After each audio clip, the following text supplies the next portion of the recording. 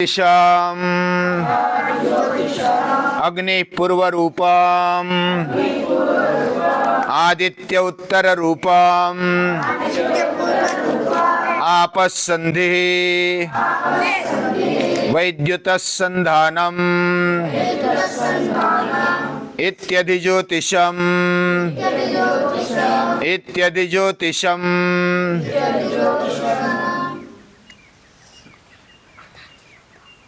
गरुड़ या तो बाज पक्षी जो होता है ना, वह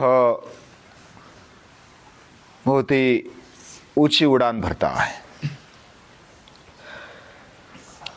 उसको अच्छा लगता है ऊंची उड़ान भरने में, वो बहुत माहिर होता है। जो काला कौवा होता है, काला, बिल्कुल काला कौवा देखा है ना, इधर भी आते हैं, पूरा इधर भी काला होता है, पूरा डार्क क्रो। वह बहुत आक्रमणकारी होता है। वह बाज पर भी आक्रमण करता है, उसके पीठ पर बैठ जाता है और गर्दन को चोंच मारता है।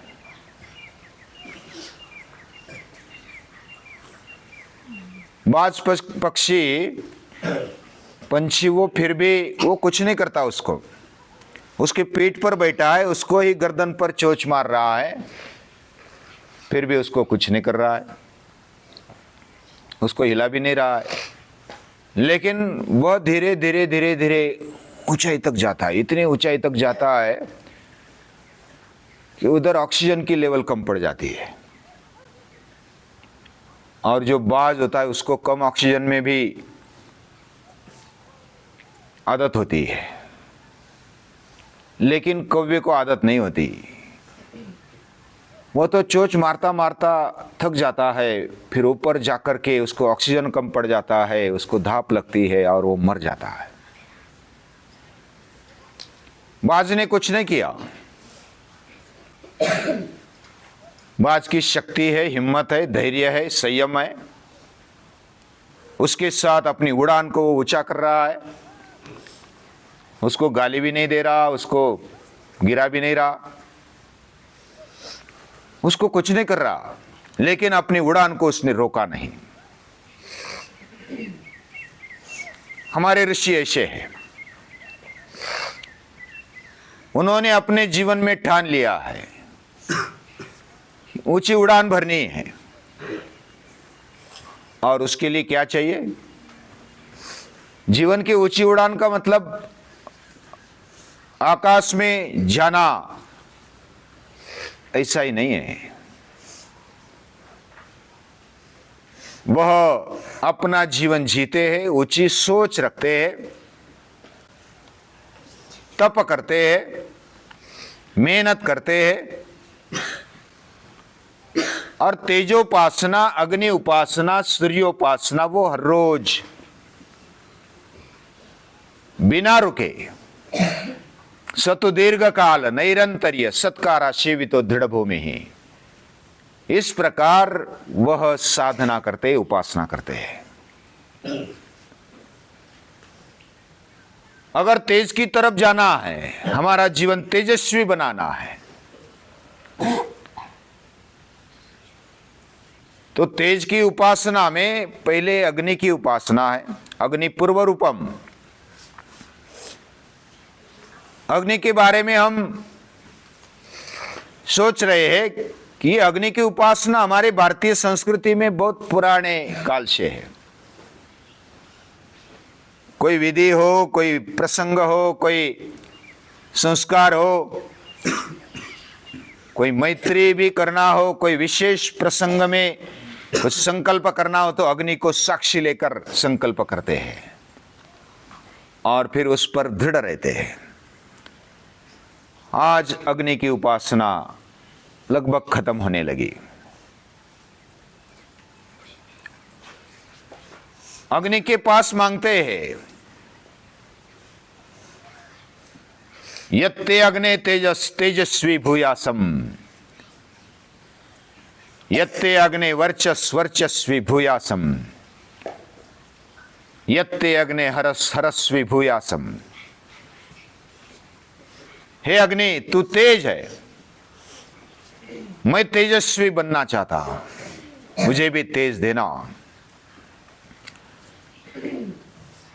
हे अग्नि, तू वर्चस्व है, मुझे भी वर्चस्वी होना है।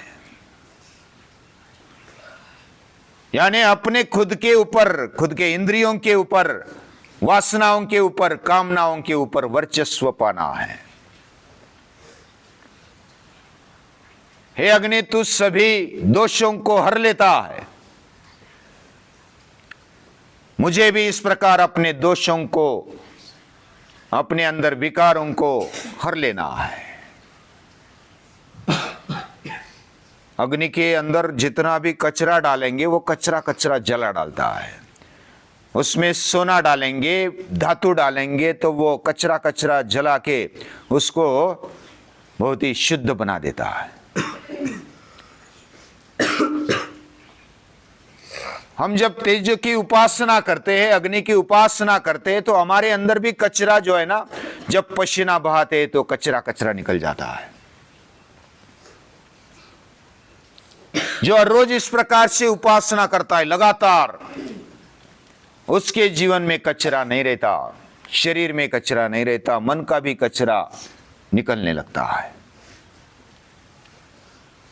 अग्नि को, मशाल को जबरन नीचे करेंगे तो उसकी ज्वाला ऊपर की ओर उठती है। मराठी में जो कहावत है, केला जरी पोत बळीची खाले, ज्वाला तरी त्यावरती उफाळे। ज्वाला ऊपर की ओर जाती है, उसको नीचे की ओर जाना पसंद नहीं। आरोहण उत्तरांदिवम, उत्तर की ओर जाना, ऊपर की ओर जाना अग्नि का स्वभाव है। हम भी अग्नि के समान है, हम छोटे हैं, दिए के समान है, मोमबत्ती के समान है, दीपक के समान है, लेकिन हम में तेज है।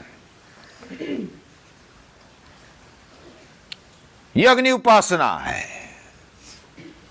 अग्नि उपासना में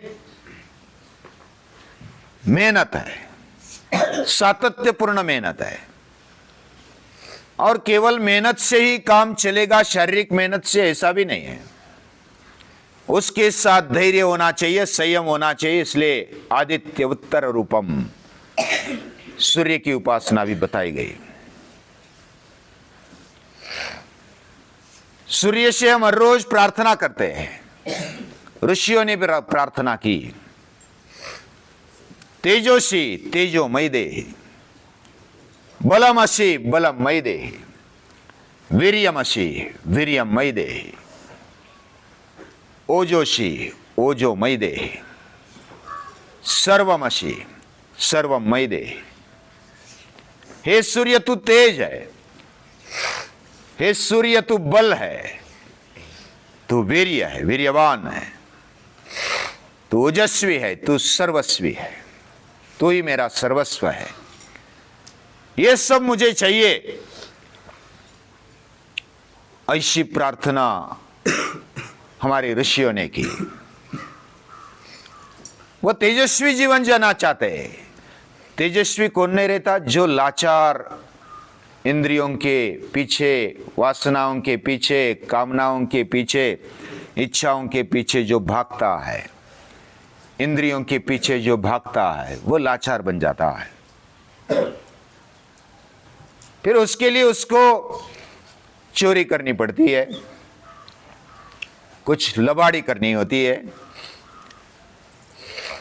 कैसा भी करो, मुझे पैसा चाहिए, मुझे वस्तु चाहिए, पदार्थ चाहिए।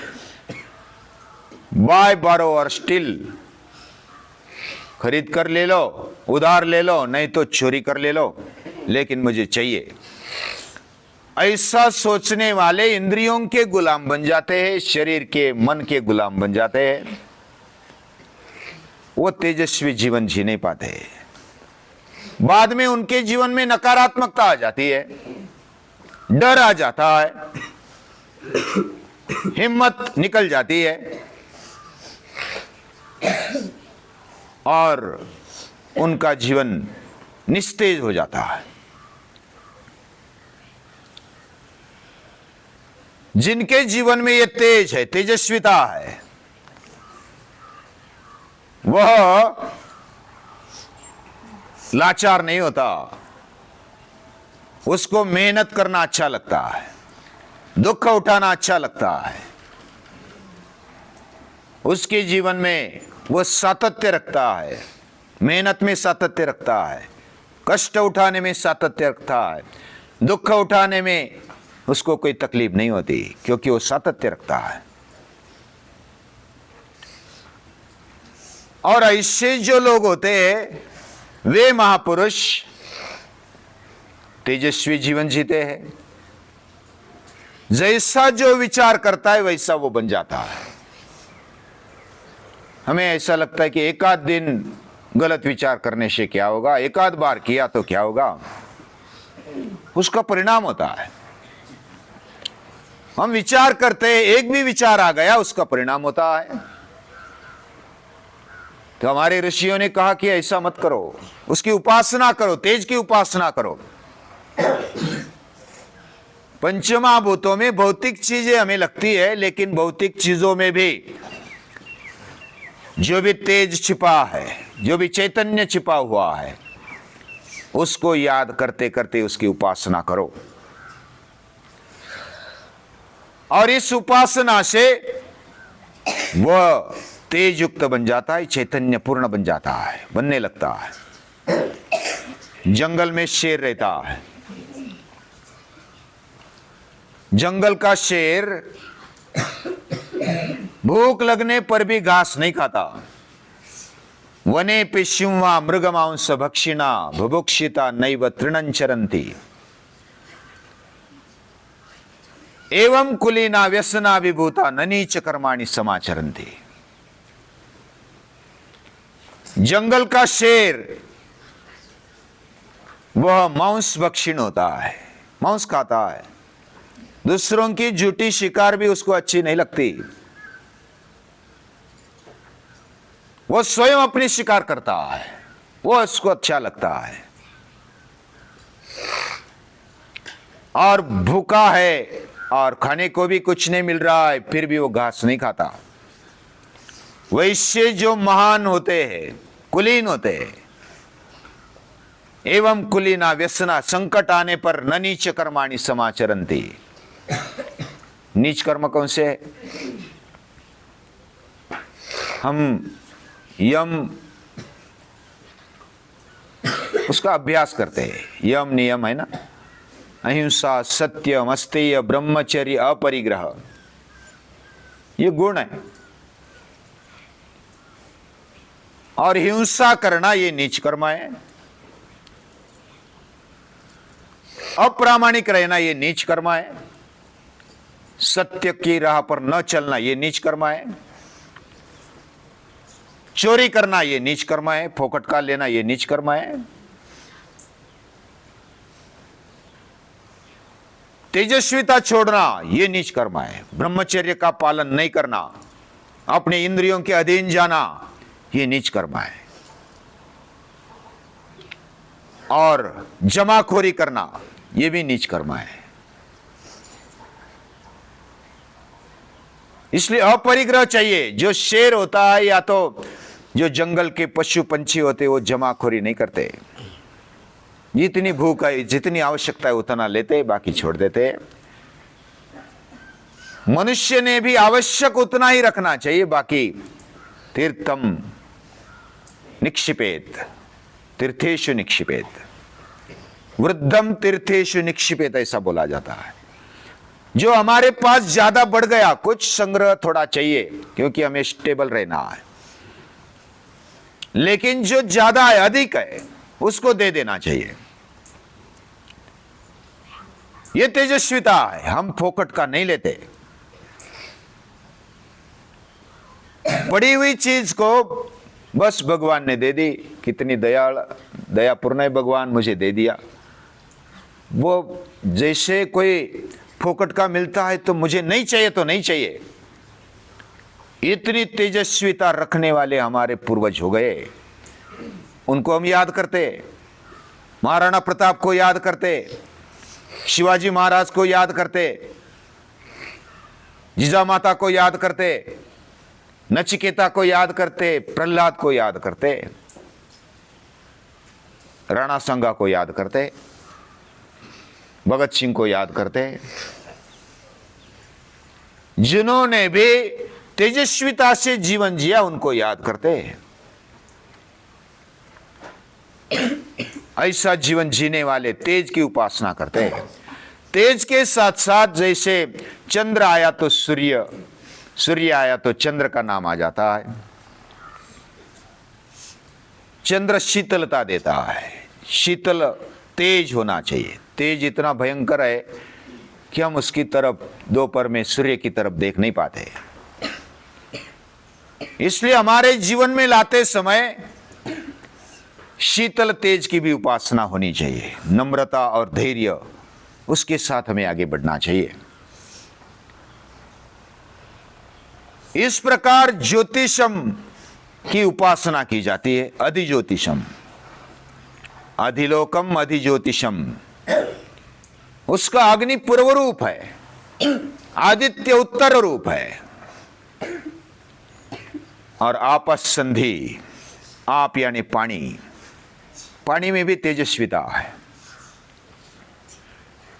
किसी को लगता है पानी तो बुझाता है, उसमें कैसी तेजस्विता है? पानी में तेज है। पानी का अगर विघटन करेंगे तो क्या क्या मिलता है? साइंस में अभ्यास है ना, क्या क्या है? H2O, यानी H कितना? 2 और O 1 कितना है? बराबर है ना? तो हाइड्रोजन है, ऑक्सीजन है, और उसका संगम ये पानी है। एक जलने वाला है और एक जलाने के लिए मदद रूप है, मदद करने वाला है। दोनों अग्नि का रूप है, दोनों तेज का रूप है। प्राणवायु है, ऑक्सीजन है, वो हमें जीवन देता है, तेजस्विता देता है, प्राण भरता है। जीवन, ये जल का दूसरा नाम है जीवन। ये आपस संधि, ये जोड़ने वाला है, ये जुड़ाव है। पानी में कितने सारे गुण हैं।